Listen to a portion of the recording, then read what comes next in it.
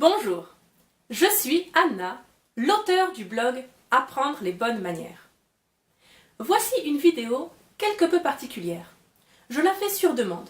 J'ai reçu quelques demandes dans ce sens, alors voilà, je m'exécute.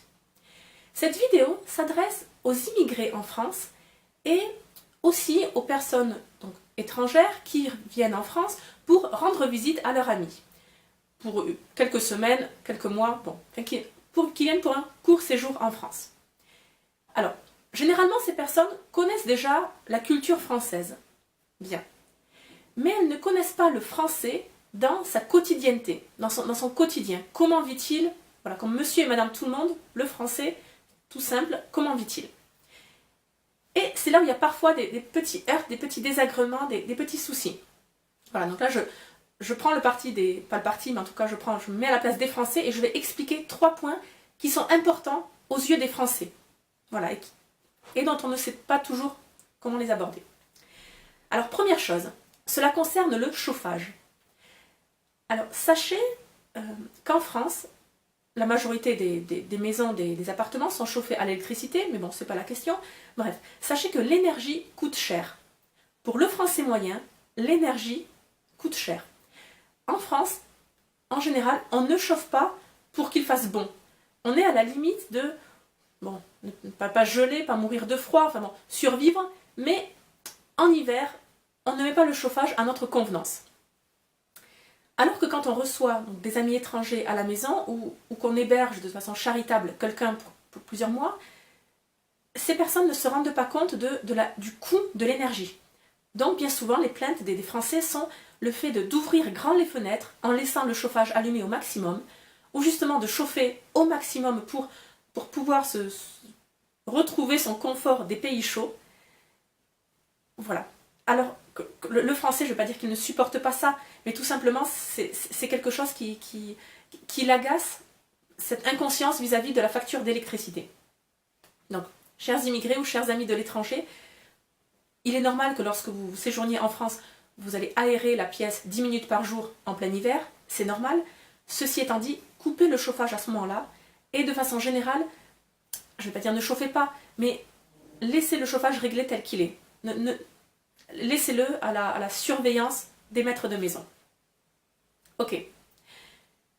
Deuxième point. Il s'agit des critiques.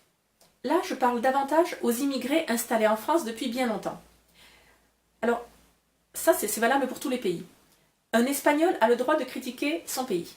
Un Français a le droit de critiquer son pays. Un Allemand a le droit de critiquer son pays. Mais un étranger séjournant longuement en France n'a pas le droit de critiquer la France. Ou, autre exemple, un Français installé en Espagne n'a pas le droit de critiquer l'Espagne. Peu importe ses moyens financiers, peut-être sont-ils bien plus importants que la normale, peut-être que d'ailleurs c'est cet étranger qui fait vivre la région, le village, etc. Bref, on n'a pas le droit de critiquer le pays le pays où nous sommes accueillis. Ok, c'est des petites subtilités, mais c'est important, d'accord? On tolérera beaucoup moins la critique d'un étranger sur son propre pays. Voilà, c'est du patriotisme. Donc, voilà, les petites complaintes, gardez-les pour vous. Bon. Ok, troisième point. Il s'agit des salutations. Le fait de dire bonjour, bonjour monsieur, bonjour madame. Alors sachez que dans la culture française, je ne vais pas dire que les enfants sont au même rang que les parents, c'est pas ça. Mais en tout cas, on attend également des enfants qu'ils saluent. Lorsqu'on rencontre quelqu'un dans la rue, bonjour monsieur, bonjour madame, et les enfants aussi doivent saluer, dire bonjour. Alors, beaucoup de Français, de parents français, obligent aussi les enfants à faire la bise. C'est quelque chose que je n'approuve pas. Obliger l'enfant à saluer, à dire bonjour, bonjour madame, bonjour monsieur, oui. Mais de là à faire la bise, bon, c'est une intrusion un peu trop grande par rapport à la sphère intime. Mais bon, on en parlera une autre fois. Les questions sur la bise, c'est un grand débat. Toutefois, chers amis immigrés, certes, on respecte votre culture, mais lorsque vous venez en France, nous attendons que vous obligiez vos enfants à saluer également, mais c'est une attente quand même qu'on a de vous. On attend que les enfants saluent les adultes. Voilà, c'est pas l'enfant roi, ensuite il va pas parler pendant une demi-heure et nous raconter sa journée. Non, mais on n'attend pas d'eux qu'ils soient muets. Voilà. Très bien, allez, je rends l'antenne, je vous laisse à votre journée. On se retrouve sur le site Apprendre les bonnes manières pour plus d'informations sur le savoir-vivre, l'étiquette, le protocole. Je vous dis à très bientôt pour une nouvelle vidéo. Et d'ici là, n'oubliez pas, la bienséance fait la différence.